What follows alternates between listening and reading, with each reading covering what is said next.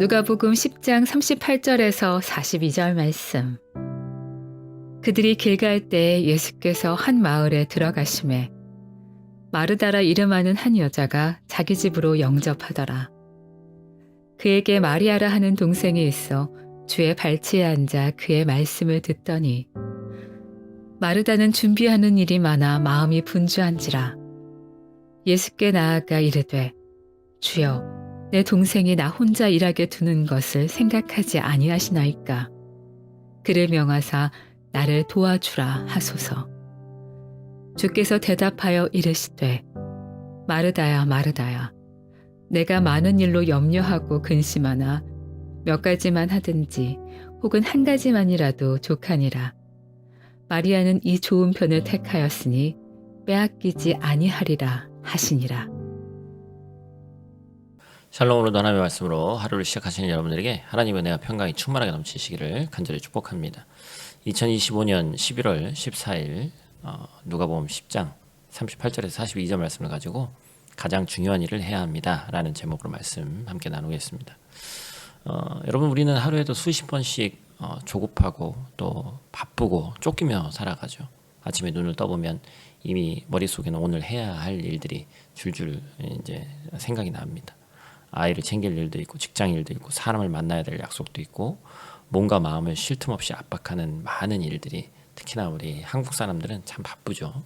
그래서 많은 사람이 시간을 관리하려고 시도합니다. 일정표를 쓰고 우선순위를 정하고 급한 것부터 처리하려고 애쓰죠. 저도 참 이 학창 시절에 특히 대학원 다니면서 이쪽에 많은 돈을 썼던 기억이 나요. 프랭클린 다이어리 막 그런 거 쓰고 했던 제가 기억이 나는데, 그런데 우리가 아무리 계획을 세워도 결국 하루가 끝나면 정작 중요한 걸 못했다라는 허무함이 찾아올 때가 많이 있죠. 왜냐하면 급한 일만 처리하다 보니까 마음이 지치고 영혼은 말라가고 깊은 쉼이 사라진 지 오래라는 것입니다.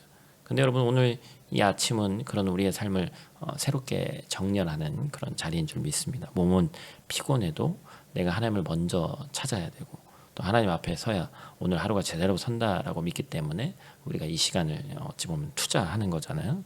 하나님을 가장 먼저 두는 이 선택이 바로 오늘 본문에서 말하는 좋은 편을 택한 사람의 모습과 같습니다. 누가복음 10장의 이 마리아와 마르다 이야기는 바쁜 시대를 사는 우리가 반드시 붙들어야 하는 가장 중요한 일이 무엇인지 분명히 보여주는 사건이죠. 그래서 오늘 말씀 통해서 우리가 크게 두 가지를 함께 나눌 텐데, 첫 번째로 나눌 것은 말씀 앞에 앉는 사람입니다. 39절 말씀 보니까 그에게 마리아라 하는 동생이 있어서 주의 발치에 앉아서 그의 말씀을 듣더니 이렇게 얘기하고 있습니다. 마르다가 이제 언니고 마리아가 동생이에요, 그죠? 그래서 본문에 이제 마르다가 어찌 보면 좀 중심이 되게 쓰여져 있어서 그 마르다의 동생이 마리아다라는 이런 식으로 이제 쓰여져 있습니다. 이 마리아는 조금 철없는 행동을 하는데 예수님의 발치에 앉아서 말씀을 듣습니다. 당시 유대 사회는 남성과 여성의 공간이 명확하게 나눠져 있는데 남성은 거실에서 스승을 모시고 말씀을 듣고 여성은 부엌에서 일을 하고 손님을 섬기는 것이 일반적이었어요. 그런데 이 마리아는 그 경계를 넘어서 선생님의 발치에 앉아 있었다라는 것이죠. 이는 단순히 말씀을 들었다라는 것이 아니라 제자로서의 자세를 취했다라는 뜻입니다. 그녀는 사람들이 보든 어떻게 보든 타인의 시선이 중요한 것이 아니라, 집안일에 얼마나 남아있는 것이 중요한 것이 아니라 더 중요한 일생일대에 중요한 일이 있다는 사실을 정확히 알고 있었어요. 이 말씀을 듣는 시간이 나를 살리는 자리다. 이 시간은 두 번 다시 오기 쉬운 자리가 아니다. 이 시간이 하나님이 나에게 주시는 그 시간이다. 그 확신으로 마리아는 원래 자기가 있어야 될 자리가 아니라 말씀의 자리를 사모했습니다. 여러분, 우리는 신앙생활을 오래 하면 할수록 마르다처럼 어떤 일에 끌려다니기 쉽죠. 어제도 우리가 우리 여장년 제자형 시간에 나눴습니다만 이 사역이라는 것도 너무 지나치면 지치잖아요, 그죠? 일이 되면 안 된다는 것이죠. 그런데 해야 할 일들이 많아지면 뭐가 미뤄지는 거예요? 말씀이 미뤄지고 예배가 미뤄지고, 그렇죠? 바쁘면 기도는 나중에 되는 거예요. 피곤하면 예배는 선택이 되는 겁니다. 그래서 우리의 마음이 조금씩 말라가기 시작한다. 그런데 하나님이 가장 기뻐하는 사람은 마리아처럼 먼저 알아서 말씀을 사모하고 그 앞에 앉는 사람이라는 거예요. 그렇기 때문에 우리가 지금 한 자리에 모여서 예배하고 있지는 못하지만 우리가 이 예배의 자리를 자기가 지켜서 앉는 것, 이것이 바로 가장 중요한 삶의 중심을 다시 세우는 첫 번째 해야 될 일인 겁니다. 하나님은 이 선택을 가장 귀하게 보시는 것이죠. 두 번째로 우리가 기억할 것은 우선순위가 흔들릴 때 위험하다라는 것입니다. 40절 말씀, 마르다는 준비하는 일이 많아 마음이 분주한지라 예수께 나아가 이르되 주여 내 동생이 나 혼자 일하게 두는 것을 생각하지 아니하시나이까 그를 명하사 나를 도와주라 하소서. 여러분, 마르다도 예수님을 너무나 사랑했어요. 그래서 요즘에는 이제 저도 이제 대신방 하고 하면 뭐 이제 좀 식사나 그런 것들 좀 자제하시라고 얘기를 하는데, 그래도 목사님 오면 한 끼라도 대접하고 싶어서 여러분들이 참 많이 섬겨주시고 하잖아요. 마르다는 옛날에 더 했죠. 더 못 먹고 더 못 입을 때는 얼마나 더 그랬겠습니까? 진심을 다해서 이 한 끼를 마련하려고 그 섬김이 정말 진심이었던 거예요. 제자들까지 맞아서 음식을 준비했습니다. 그녀의 수고는 그 누구도 부정할 수 없어요. 그런데 성경은 그녀의 마음 상태를 뭐라고 얘기하죠? 분주했다고 얘기하고 있어요. 이 단어는 헬라어로 보면 마음이 사방으로 끌어당겨진다라는 뜻을 가지고 있습니다. 결국에 마음이 여러 곳으로 나눠져 있는 상태죠. 섬김을 하긴 하는데 기쁨이 없고 불안하고 짜증이 올라오고 쟤는 왜 나 안 돕지? 비교하고 저놈의 지지배 정말 나쁜 지지배 하면서, 그죠? 심지어 예수님께 서운함을 느끼게 되는 거예요. 선생님 좀 마리아보 좀 날 도우라고 좀 하세요. 왜 나만 이렇게 고생하고 있어요? 어떻게 보면 예수님 알만한 분이 왜 그러세요? 이런 얘기인 거예요. 여러분, 우리가 은혜 없이 섬기면 똑같은 마음이 찾아옵니다. 그렇죠? 어찌 보면 이 2000년 전에 있었던 일이 동일하게 일어나요.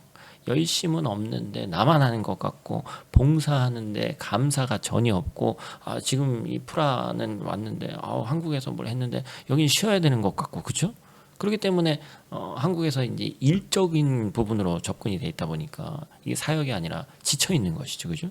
그래서 섬김 자체가 여러분 문제가 아닌데, 말씀 앞에 앉아서 은혜를 공급받지 못하고 섬기는 그것이 이제 문제라는 것 아닙니까? 예수님은 마르다에게 이렇게 말씀하십니다. 한 가지만이라도 좋다. 즉, 마르다야, 내가 지금 잃어버린 것이 무엇인지 알기를 바란다. 지금 진수성찬 차리는 게 중요한 것이 아니에요. 예수님이 왜 오셨냐는 것이죠. 예수님이 오신 근본 목적이 뭐냐는 거예요. 하나님은 우리가 지치며 억지로 섬기기 원치 않으십니다. 그런데 말씀에서 끊임없이 공급받은 사람은 섬기게 돼 있죠. 그렇죠? 그리고 그 섬김의 자리는 반드시 말씀을 근간으로 이루어져야 됩니다. 그렇지 않으면 금세 고갈되고 마는 거예요. 예수님은 마리아의 선택을 이렇게 설명하십니다. 이 좋은 편을 택하였으니 빼앗기지 아니하리라. 여러분, 세상이 주는 감동은 금방 사라집니다. 어떤 말씀에 감동받고 예배에 감동받고 찬양에 감동받아도 인간의 이 감정을 건드리는 그 어찌 보면 허울뿐인 그 감동은 한두 시간이면 잊혀지고 상황이 어려워지면 또 금방 흔들립니다. 그런데 여러분, 은혜는 다른 거예요. 은혜는 흔들리지 않습니다. 은혜는 상황을 이깁니다. 은혜는 우리를 붙들고 우리를 다시 세우고 포기하지 않게 만든다는 거예요. 그래서 예수님은 마리아에게 이 자리는 빼앗기지 않는다라고 말씀하신 겁니다. 여러분, 오늘 이 아침에 바로 그 자리를 선택했습니다. 말씀의 자리, 은혜의 자리, 첫 시작을 하나님께 드리는 자리를 선택했어요. 그래서 예수님 발치 아래에 우리 있는 겁니다.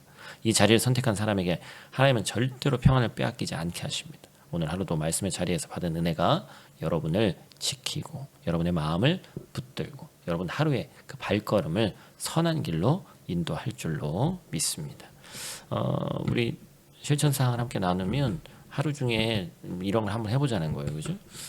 한 장소를 멈춤의 장소로 정해서 오늘 하루도 좋고 뭐 남은 한 주도 좋고 뭐 어디가 좋을까요? 뭐 예를 들면 현관 앞, 그렇죠? 나가는데 어떻게 잠깐 저희 집 같은 경우는 신발을 신으려고 앉아야 되는 의자가 있습니다. 뭐 그런 자리, 식탁 앞, 책상 앞, 뭐 출입구, 그죠? 그것을 지날 때마다 주님 너무 분주합니다. 막 시간에 쫓겨가지고 몇 분까지 가야 된다. 저도 잘하는 건데 그게 아니라 짧게 고백하면서 주님, 제 마음을 이 시간 좀 호흡을 가다 놓고 잠잠하게 오늘 해야 될 일, 급한 일 말고 중요한 일 한번 생각해 보는 거예요. 그래서 그 감정과 분주함을 그 자리에서 잠깐 짧은 시간이지만 정리하는 영적 리셋이 되는 자리가 되길 원합니다. 그래서 그 바쁜 속에서도 그 장소가 오늘 하루의 마음을 다시 정리하는 작은 재단이 될 줄로 믿습니다. 우리 다 같이 있는 자리에서 함께 기도하고 마치도록 하겠습니다.